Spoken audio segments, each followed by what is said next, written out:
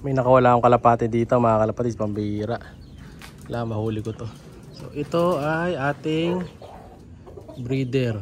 Siya si Idol Madla, nakakahanga, may mga hawak, gandang linyada. Ika'y inspirasyon kung bakit hanggang ngayon ako'y palaging kumakarera.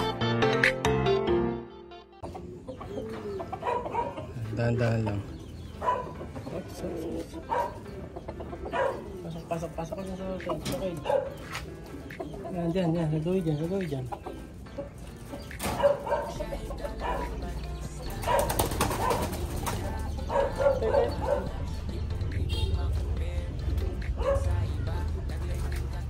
Yan.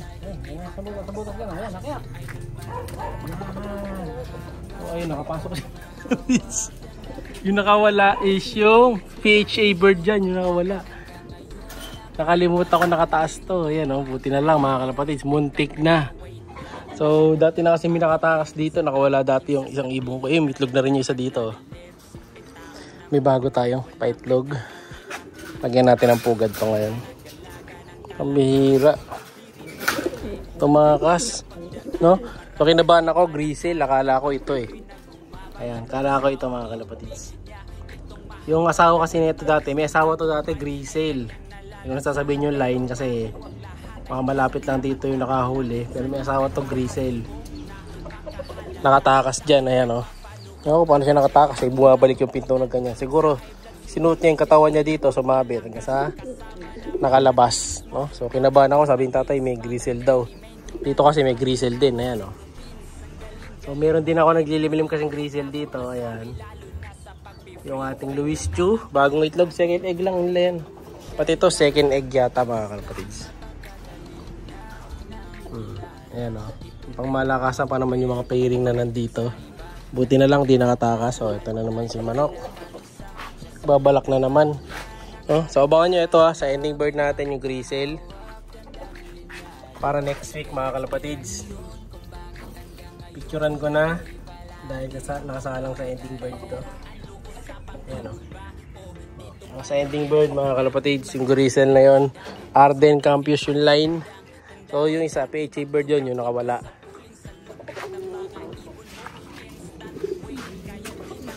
Yan, ito yung kaparis niya, puti. So hindi pala grizzle yung nakawala eh. Batik lang, pied. Ito naman yung ating mga pandulo, pangdiinin na line. Ito Idol Double Cats yung barako yun. Nakapares dun sa hen na line na makukunat sa south. Ayan. Kalimutan ko yung pangalan ng line nito eh. Pero solid yan. Nabili ko sa auction yan mga kalapatids. Buti na lang. Nakulong natin. Muntik na. Kung hindi magiging kwento yan mga kalapatids. Ayan. Hapon na din kasi. Kaya kita nyo medyo madilim na yung panahon. No? So dito naman magpapatoka na rin tayo. O ayan. Si Kobe, pinaris ko na doon sa isang one-tie bird. Sinama na natin siya dito. Ayan. Sila na yung bagong pairing. Ayan. Kobe, cross, one-tie bird na mga kalapatids. Tignan natin kung maganda kalalabasan ng dalawa na yan. Ayan o. Kaso hindi na naman niya yata binabara ako eh. Ayan o. Wala, di na naman niya binabara ako mga kalapatids. Ganyan lang eh. Pero di naman niya kinakasta. So, bibigyan ko ito ng 1 week. Pag di umitlog, tanggal. Lipat natin mga kalapatids. Ano lang yan, palit-palit lang tayo ng pair dito. May dalawang kiti ako, huling ko yan eh. Kasi baka makain ng sawa. Ito isa, mababait naman yan eh. Tapos ito yung mga puti naman na nandito. Malaki na rin mga kalapatids ha. Pakita nyo, ayan. Yung dalawang puti, isang red bar. Malalaki na yan. Ampun nila yung pula. Yung anak nila na yan, yung kapatid ng isa na yan, may kapatid yan sa kabila.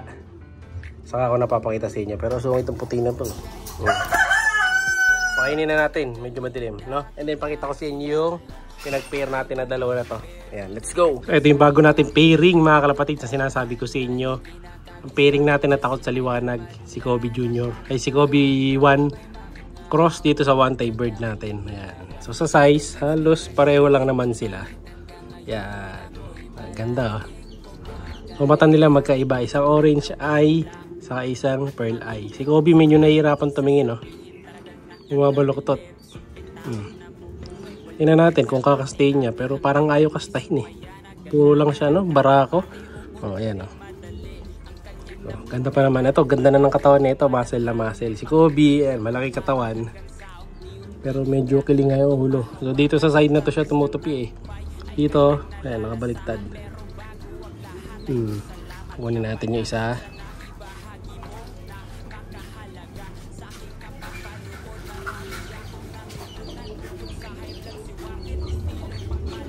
Ito naman yung one Thai bird natin na huling nakuha.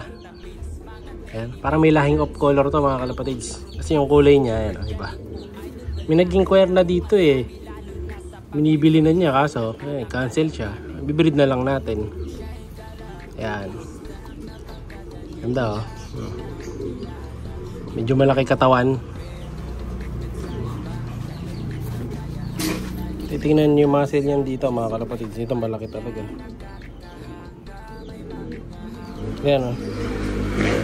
Ganda ng katawan. Buong-buo katawan nito. Tapos ano lang siya, maiksi lang. Solid bird. Try natin. Try ko pares sa mabibilis ko to. Kaya kay Kobe natin pinares eh. Yeah. Yan. O, balik na natin. Papakain muna tayo ng mga birdies. So ito, available pa to. Yung mga to. Pero yun nga, yung apat na to, hindi sila ano, hindi pang budget meal mga kalapatids. Yan, kasi hindi ko lang talaga pang out yan. Pero may gusto lang kumuha. No? O, meron tayo dito, grisel. Yan. Meron tayo dito, blue bar pied. Yan, ganda ng blue bar pied. Oh. Saka dalawang white grisel. Lalo yung white grisel, hindi natin na-out yan. Yan. Kasi konti lang ganyan natin na lahi dito ngayon. Sila pa lang ulit. No? Tatry ko munang padamihin. Pero yung second clutch, kung magkakaroon tayo sa baba, sa kabila, bibenta natin yung mga ibang mga young birds nila. No? Ito naman yung dalawang nakiwali na to, Japan. Yan o. Mga Japan lines to mga kalapatids. Ito kasi, may kumukuha na ito eh. Kaya nandito siya. Pero di ko sure kung barako to eh. Alanganin ako dito. Parang alanganin barako, alanganin hen. So yun naman hen, sure. Pero mukhang hen din yun. Barako yung kailangan nung bibili eh. So papalitan natin siya, no? So may dalawa pa tayo dito. Tatry ko magpares dito ng ibang ibon. So, ayan. Dito di naman masyado malamok. So safe naman yung mga ibon natin. So ito yung pilay na dating kong pinapakita sa inyo na Bantenbrook.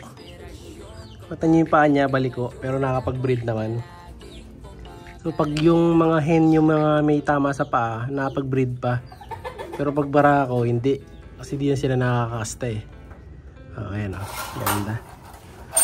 Malamang one clutch lang muna to. Yung second clutch, tapon. So abang-abang kayo sa mga itlog. Yung itlog na ilalabas nito sa susunod na itlog nila, pamimigay ko eh. Kasi 3 anak nila, so kailangan nila muna magpahinga, no? Ng 1 buwan bago natin ipares ulit. Yan. So, balik na natin, na-istorbo na natin. Dito, pakainin ko muna mga kalapatid kasi tumatakas na eh, no? So, buti ito, di nakakatakas bago pisa din yan eh.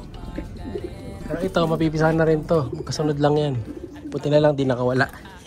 Nagyan ko po ng pugad to mga kalapatids. Bye-bye! Siya'y kalapatistang napakagaling na kinakilala.